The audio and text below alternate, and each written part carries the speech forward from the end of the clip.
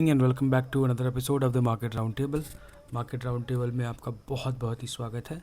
आज हम डिस्कस करने वाले हैं निफ्टी और बैंक निफ्टी के बारे में, ओवरऑल मूव्स और कल की पोटेंशियल मूव्स के बारे में। वीडियो को स्टार्ट करने से पहले मेरे डिस्क्लेमर ये रहेगा कि मैं एक सिबी रजिस्टर्ड फाइनेंशियल एडवाइज़र नहीं हूँ, तो कृपया करके ट्रेड लेने से पहले अपने फाइनेंशियल एडवाइज़र से ज़रूर डिस्कस करें। और ट्रेड लेने से पहले सबसे इंपॉर्टेंट चीज़ यही होता है कि आप अपने रिस्क रिवॉर्ड को बहुत क्लोजली फॉलो करें। तो चलिए शुरू करते हैं आज का वीडियो। आज की वीडियो में अगर हम देखें, कल हमने जो बात करा था, मतलब जो फ्राइडे के दिन पे जो हमने व्यू बनाया था, फ्राइडे के दिन पे हमारा व्यू ये था कि कहीं ना कहीं ये एक फ्लैग एंड पोल जैसा था। अगर आप मेरे लास्ट वाली वीडियो को जाकर के अगर आप रेफ़र करें तो आपको ये बहुत क्लियर था कि ये एक फ्लैग एंड पोल था। तो अगर इसका ब्रेकआउट अगर होता है तो मोस्ट लाइकली जो हमारे जो नेक्स्ट सपोर्ट लेवल्स हो सकते थे वो है 870 वाले लेवल्स। वो 870 के लेवल्स मैंने आइडेंटिफाई करे थे बेसिस दिस रीजन। इस रीजन पे प्राइस ने पहले मल्टीपल टाइम सपोर्ट ले रखा था, तो एक उम्मीद थी कि यहाँ पे एक रेजिस्टेंस के काम कर सकता है। तो आज एग्जैक्टली वहीं पे ही रेजिस्टेंस लिया है प्राइस ने। प्राइस एक बार के लिए जब प्राइस ऊपर जा रहा था तो मुझे लग रहा था कि यार बहुत अच्छा प्राइस एक्शन है और जाना चाहिए ऊपर, मगर कहीं ना कहीं लोअर टाइम फ्रेम पे अगर अब मैं ध्यान से जब बाद में देखा मैंने कि भाई कैंडल्स जो हैं वो बहुत ही छोटे छोटे कैंडल्स प्रिंट हो रहे हैं, और ये वाले कैंडल ने तो एकदम से मौका भी नहीं दिया। और ये देखिए दोस्तों कि एक ट्रेड में एक कैंडल स्टिक्स का कितना इंपॉर्टेंट महत्व होता है। कहते हैं कि ये एक हैंगिंग मैन है। ये देखिए, ये जैसे ही हैंगिंग मैन का लो गया एक बार के लिए, ये ऑलमोस्ट कंफर्म हो गया कि प्राइस अब शायद इसके ऊपर नहीं जाए। मतलब हालांकि मैंने ये स्टेज को ट्रेड नहीं कर पाया, मैं कहीं ना कहीं मैं स्क्रीन के सामने उस टाइम पे नहीं था, या 15 मिनट को मैं नहीं देख रहा था उस टाइम पे। तो ये हैंगिंग मैन का ट्रेड में से छूट गया, वरना मैं इसको ज़रूर ट्रेड करता देखने के बाद में। मगर हाँ, चलेगा, कोई बात नहीं है। तो वो हैंगिंग मैन का लो गया, उसके बाद हल्का सा वापस से बाउंस आया, उसके बाद वापस से एक दमादम गिरने लगा। और अब क्या दिख रहा है कि अगर हम डेली के बेसिस पे वापस चलते हैं तो डेली के बेसिस पे हम अभी भी प्राइस एक्शन को देखें तो हालांकि एक रेड कैंडल है, बुल्स ने बहुत ज़ोर कोशिश तो करी एक बार के लिए, मगर बेयर्स ने डोमिनेशन करके वापस से प्राइस को नीचे की तरफ में क्लोज़ किया है। तो इस कैंडल को देख करके तो यही ज़रूर समझ में आता है कि प्राइस में कहीं ना कहीं बेयर्स का डोमिनेंस अभी भी काफ़ी तगड़ा है। मगर एक चीज़ और अगर आप ध्यान से देखें यहाँ पर, तो अभी भी जो क्लोजिंग हो रही है वो क्लोजिंग हायर क्लोजिंग हो रही है। मतलब इसको क्लोजिंग के कम मुकाबले अगर ये वाला क्लोजिंग देखें आप तो थोड़ा हाई है, और इसके मुकाबले अगर आप देखें तो ये वाला क्लोजिंग अभी भी एक हायर क्लोजिंग ही है ना।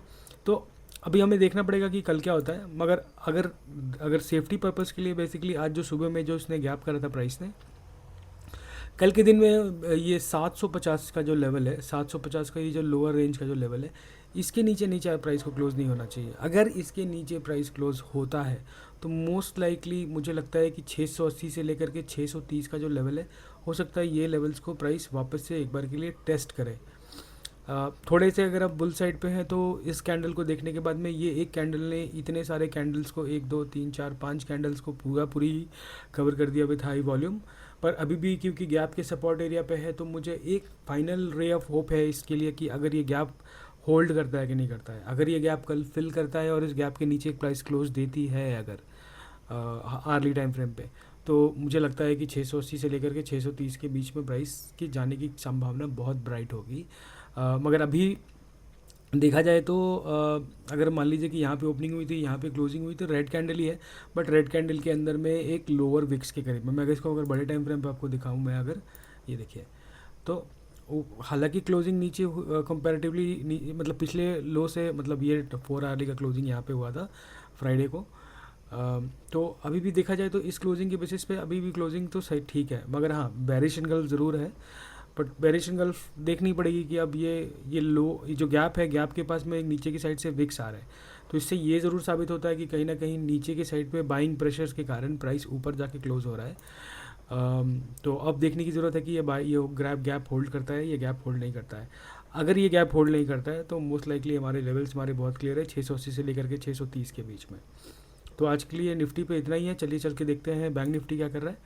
बैंक निफ्टी आज कंपैरेटिवली थोड़ा सा आउट परफॉर्म किया है, मगर ये जो गैप एरिया है, अगर मैं आपको आर्ली टाइम फ्रेम पे दिखाऊं तो ये एक गैप है, इस गैप पे अभी भी प्राइस बार बार रेजिस्टेंस ले रहा है। तो अब देखा जाए तो 1 2 3 4 5 6 7 8वीं बार ने इसने गैप इस लेवल को टेस्ट किया है, और 8वीं बार ये फेल हुआ है। तो एक संभावना ये ज़रूर है कि कहते हैं कि जब बार बार प्राइस एक लेवल को टेस्ट करता है तो उसके टूटने के चांसेस बहुत ज़्यादा होता है। तो अब देखने की ज़रूरत है कि ये प्राइस अब कल क्या करता है। वैसे अगर अब देखा जाए तो इस जगह पे एक सपोर्ट लेवल भी है, क्योंकि इस जगह पे प्राइस ने मल्टीपल टाइम रेजिस्टेंस लिया था, एक बार, दो बार, तीन बार, और मगर दूसरी बार बाद में जाकर के यही लेवल सपोर्ट का काम करने लगा, एक बार, दो बार, तीन बार। तो अब देखने की ज़रूरत है कि प्राइस सपोर्ट लेवल्स पे तो है, बट अगर कल के दिन पे नीचे के साइड पे फॉलो अप आता है तो बैंक निफ्टी ज़्यादा गिरेगा। मेरे को लगता है 750 तक भी गिर सकता है, 53,750 तक। तो कल के अगर गिरने के अगर ऐसा है तो गिर भी सकता है, मगर हाँ देखने की ज़रूरत है कि कल क्या होगा। ओवरऑल प्राइस एक्शन का अगर व्यू देखें हम तो मुझे ऐसा एक फ़ील हो रहा है कि प्राइस कहीं ना कहीं साइडवेज जाने की संभावना थोड़ी बनती है। थोड़ा बुलिश बायस भी रहेगा, मगर एक साइडवेज जाने की संभावना है। बट हाँ, ये लेवल नहीं टूटना चाहिए। अगर ये लेवल टूटता है तो थोड़ा जो व्यू है वो हमारा थोड़ा बदलेगा। अगर हम ओवरऑल ओपन इंटरेस्ट की अगर हम बात करें 9 तारीख और 16 तारीख वाला, मैं सेंसिबल पे ही देखता हूँ। तो सेंसिबल पे हम देखें तो अगली वाली एक्सपायरी में 24,800 पे दोनों साइड पे राइटिंग है। मतलब ये ज़रूर दिख रहा है कि 24,800 पे कहीं ना कहीं दोनों साइड पे लड़ाई है, और हाईएस्ट वाई जो है वो 25,000 के कॉल पे है। तो उम्मीद ये है कि शायद 24,800 से लेकर के 25,000 का एक रेंज दिख सकता है अगली वाली एक्सपायरी में। और करंट वाली एक्सपायरी में अगर हम देखें तो 24,750 वाले लेवल पे ओआई है, सबसे हाईएस्ट है 700 पे।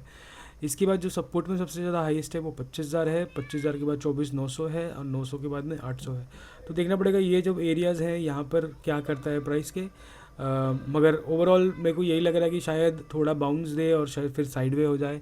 अब मेरे को लग रहा है 800 से लेकर के 850 के बीच में कहीं तो भी एक एक्सपायर नहीं होने की एक संभावना बनेगी प्राइस पे। तो आज के लिए इतना ही है। अगर आपको कोई भी चार्ट पे लेवल्स मार्क करवाने हो या फिर लेवल आइडेंटिफाई कराने में मेरी हेल्प चाहिए होगी आपको, तो आप प्लीज़ मेरे कमेंट सेक्शन पे ज़रूर डालें स्क्रिप्ट का नाम, मैं उसको ज़रूर देखूंगा और देख के आपको हेल्प करूंगा कि कैसे चार्ट्स को आइडेंटिफाई करने हैं, लेवल्स को कैसे आइडेंटिफाई करने हैं, क्या देख करके लेवल्स को मार्क करने हैं, क्या देख करके लेवल्स को मार्क नहीं करने हैं। तो आज के लिए इतना ही। अच्छे से ट्रेड कीजिए और have a great day. Bye bye.